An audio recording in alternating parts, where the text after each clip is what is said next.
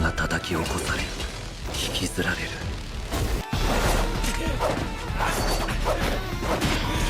Here is something crazy. Two of the so-called new big three anime have just dropped movies in cinema, and they are both trying to prove one thing. Anime doesn't only belong on TV anymore, but on the biggest screens possible. The old big three were One Piece, Naruto, and Bleach. I'm personally a Bleach fan, probably because it found me first. Every time someone says,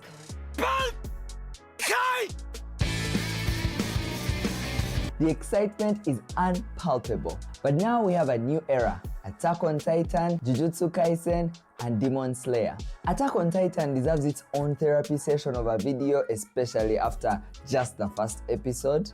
But today we are tackling the two theatrical beasts: Demon Slayer, the Infinity Castle, and Jujutsu Kaisen, the Execution. What did they do differently? How are they similar? And what does this mean for anime in the future? If you like sci-fi, anime, animation, and fantasy, welcome home. Subscribe to this channel so you don't miss a thing. Let's dive in. Akaza versus Yuta. Not only because they are villains, but because they are the most consequential threats in both of the big movies. You notice how Yuta was in the first movie of JJK and now also in the Execution. And Akaza appeared in the Mugen Train.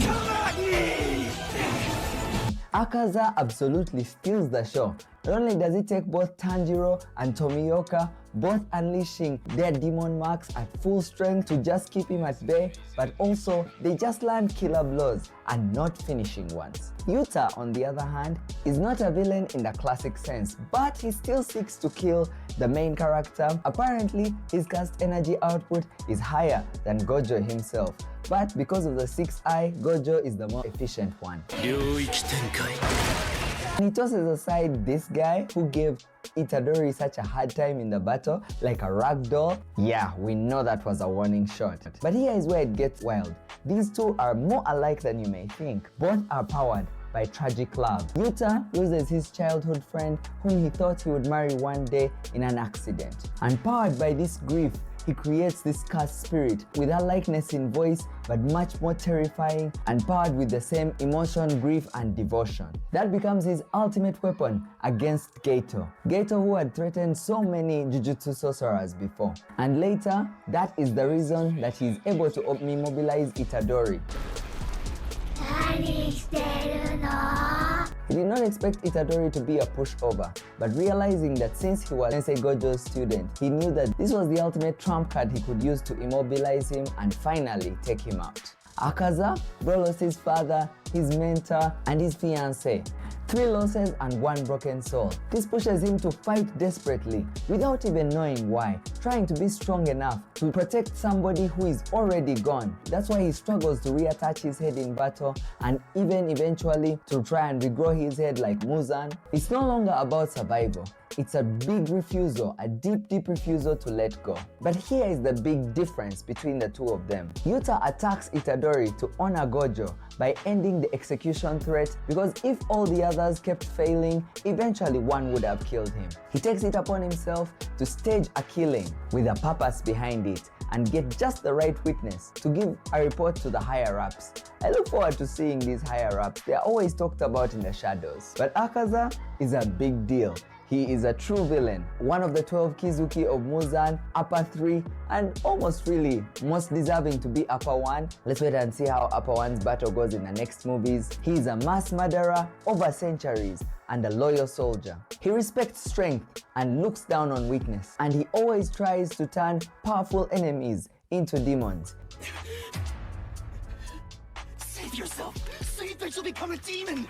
You could see how he basically bargained with Rengoku before he killed him to give himself over to become a demon. When he fights Giyu, noticing he has the power of an 11th form of water breathing, one he had never seen before, it's a qualifier for him to ask him to be a demon too. Both movies are stacking heavy hitters against each other. Notice how the top Hashira are also facing the top upper ranks in Demon Slayer, and now in Jujutsu Kaisen. Special grade and fast grade Jujutsu sorcerers and fast grade and special grade cast spirits are facing up against each other. There are no filler fights anymore. It's just pressure at the very top. The second thing is the main characters. Tanjiro is the kindest yet toughest soldier you've ever met, and Itadori is a walking nuclear storage unit. Tanjiro finally reaches Muzan's doorstep, but has to survive Akaza's constantly evolving techniques and master hiding his killing intent, which is exactly why Rengoku lost. But Itadori, he's fighting a battle on 3 fronts: Sukuna on the inside, Mahito and eventually Yuta on the outside, and execution orders from the world which brings everyone against him. He watches Shibuya burn and constantly carries the guilt of killing many people. He loses Gojo to Kenjaku, and now he has to face Yuta. Tanjiro grows through empathy, but Itadori keeps darkening through the responsibility and through the endless fighting. At a point, that cold stare he gives Mahito before he resolves that he will destroy him in whatever form he appears, and whether he appears several times over, he will always be ready to take him out. At one point, it looks like Tanjiro may lose this fight, and guess what? It's Itadori who loses. Yeah, when they called it the execution, it wasn't false advertising. He actually was executed, which is something I found unique about titles that say one thing and eventually don't deliver. So which one hit you more emotionally? The boy who survives or the one who dies? Guess what, guys? This fight is not fair. Comparing these two movies, it's not even close, especially financially. Demon Slayer The Infinity Castle has crossed over $700 million, and JJK The Execution has just crossed over $16 million US. It's still 1.5 billion yen in Japan, but come on. And that's also another reason that we may probably not see them on digital anytime soon, because I'm sure those guys want to hit $1 billion.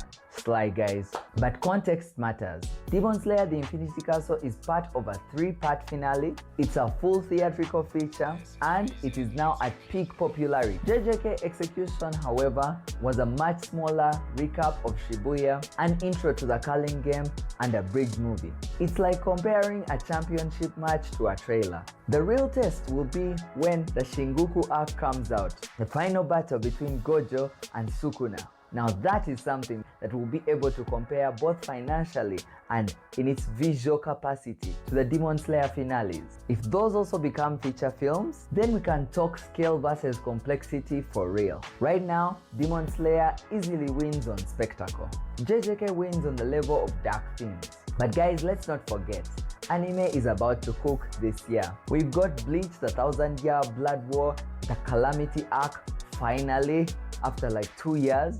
And JJK is coming in hot with a Culling game. Old legends and new chaos. Personally, I look forward to the 3rd season of Solo Leveling, and also when it decides to put movies in the cinema. I think that may take everything to the next level. And of course, we can't forget that at the end of this year, December 18th, cinema will truly go to war with Dune Messiah versus Avengers Doomsday. 2 giants, same weekend, no survivors. Not even your wallets. We are entering a new era where anime doesn't just knock on Hollywood's door, but builds its own house or brings that house down.